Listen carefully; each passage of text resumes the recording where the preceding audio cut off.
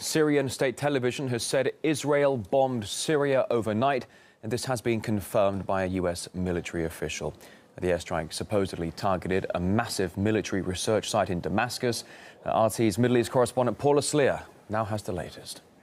There's been no immediate comment from Israeli officials about this morning's explosions, although an Israeli military spokeswoman has said that Israel does not respond to quote her, this kind of a report. The U.S. State Department has also had no immediate comment, although the Israeli embassy in Washington has declined to say anything. At this stage, it's not clear whether or not there are any wounded or dead from this morning's explosions, but Syrian state television is reporting that Israel launched at least 12 missiles from Lebanese airspace targeting an ammunition depot on the outskirts of the capital city of Damascus. Syrian television says, and I'm quoting, that the new Israeli attack is an attempt to raise the morale of terrorist groups, obviously a reference to rebel fighters inside that country. The Syrian state TV is also reporting that Israeli jets broke the sound barrier and hit several military posts. Hezbollah's Al-Manar TV station is reporting that the explosions may have been due to a downed Israeli jet. We are receiving some reports that 2 Israeli jets were downed, but let me re-emphasize, no confirmation, reaction or any comment from the Israeli side.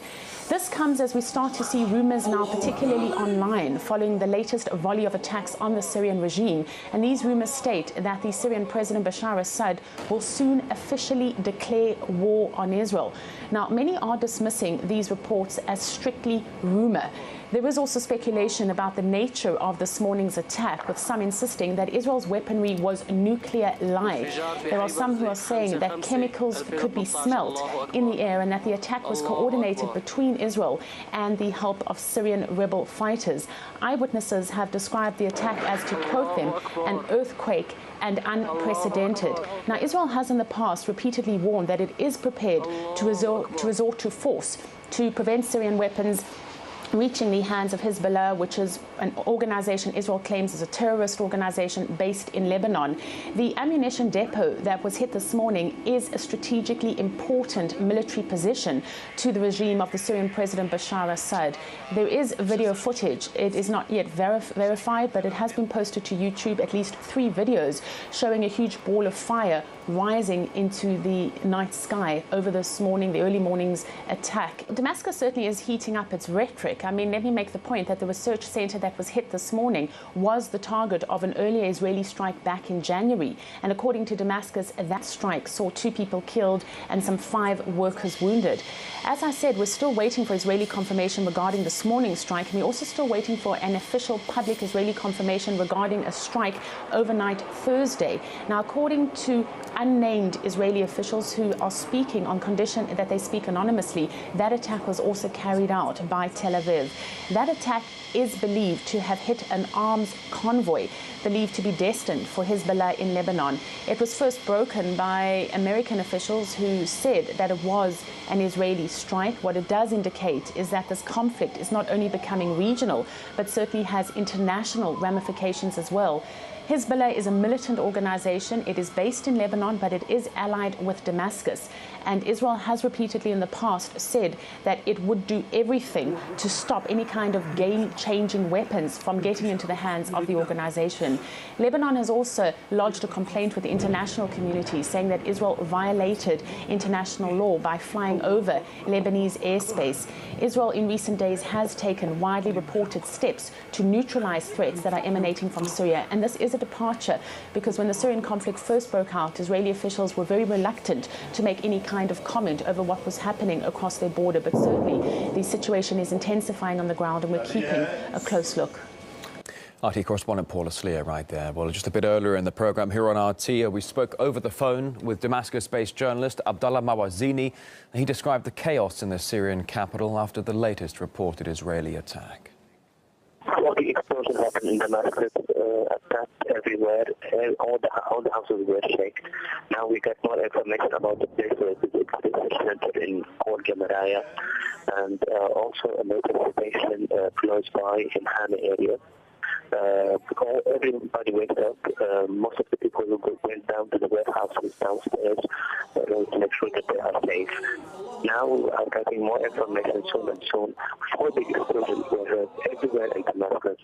Now people are getting scared.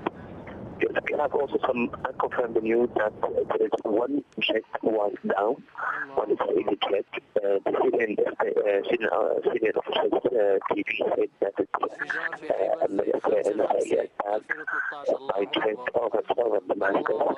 Now we get more information from another TV station saying that one Israeli jet was down, and also we have some information about capturing two captains. Israeli captains.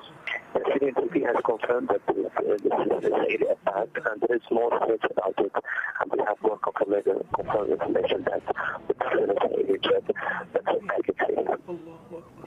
Let's get some reaction and insight now from Amir Oren, a senior correspondent for Israel's Haaretz newspaper, joining us live here on RT. It's good to see you today. Still no official confirmation on the strike from Israel. What's the latest you're hearing now in Tel Aviv?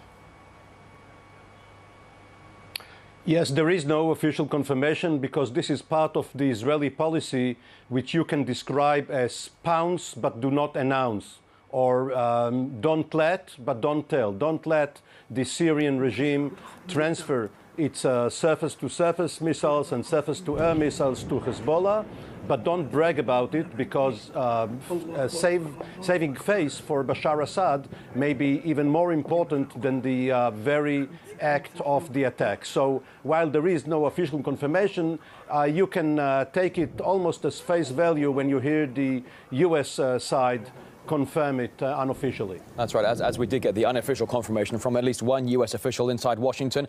Though when it comes to the issue, as you were saying there, of preventing so-called surface-to-air missiles from going to Hezbollah and Lebanon, what about the legality of Israel bombing Syria like this without even a UN mandate? I mean, how do you expect the international community to react to this? Well, the Israeli and Syrian governments have maintained a fragile ceasefire for the last 40 years, and they have been largely scrupulous in confirming their adherence to these accords. However, next door in Lebanon, the Lebanese government does not control Hezbollah, and Hezbollah wants to take these arms from Syria and position them within Lebanon, which is illegal. Hezbollah is in a state of war with Israel. And while you may say that flying over Lebanese airspace is not exactly according to international law, this is nitpicking. The real problem here is how to cap the regional conflagration from boiling over. And while there are many reasons on other aspects to be critical of Israeli policy, it does seem that this time around it is quite balanced. It is only trying to prevent and preempt further conflagration. I'm sorry. You talk about the Israeli airstrike being balanced. You call the Israeli airstrike balanced. We've got unconfirmed reports now of at least 400 people killed during this overnight jet fighter weapon strike. Massive explosions. The video footage there has been absolutely incredible. You call this a balanced reaction to unconfirmed reports that the Syrian officials are moving surface-to-air missiles to Hezbollah, which they are denying at the time. You call it balanced? Okay, let me clarify. First of all, there is, of course, and regrettably so, a massacre going on in Syria and has gone on for the last 2 years, with many thousands of people being killed, others perhaps in the hundreds of thousands being uprooted and now being refugees across the border. And what Israel is trying to prevent is another Lebanon war. Hezbollah is one of Bashar Assad's last remaining allies. And in return for its help against the rebels and perhaps against world jihad groups, it is getting those missiles which are going to be launched against Israel. This is perhaps a minor price to pay in order not to pay the bigger price of the killing and the havoc which will be wreaked by another Lebanon war. So on that scale, yes, the Israeli action is the least Israel can do and the last resort.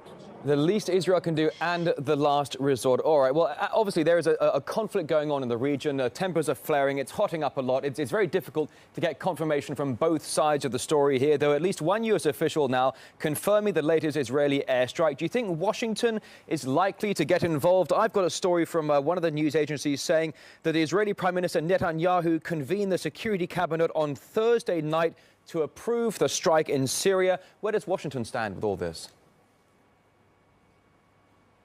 Well, this is procedural. If such a strike was indeed launched, then Netanyahu had to get confirmation from his own governmental mechanisms, and this would be standard operating procedure. One should assume that because of the sensitivity, because the U.S. side could get involved in Syria for various reasons, the Turkish, the Jordanian aspects, and many others, of course, the chemical weapons problem, the U.S. has been notified in advance, especially because a week earlier, the U.S. side was embarrassed by an Israeli announcement regarding the use by the Assad regime of chemical weapons. So one should assume that the U.S. had advance notice of this strike, or perhaps even more than one strike. Mr. Oren, you mentioned a moment ago the issue of chemical weapons inside Syria. Certainly a lot of worldwide critics are saying whether it's mustard gas or sarin gas or weapons of mass destruction, if indeed they exist, where indeed are they now? Because what we understand here at RT is that Israel's latest airstrike on the outskirts of Damascus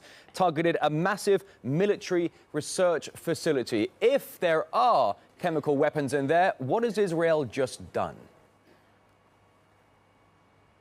Okay, the so-called research center is presumably not one intended for scientific knowledge and out of which future Nobel Prize winners will come and help humanity.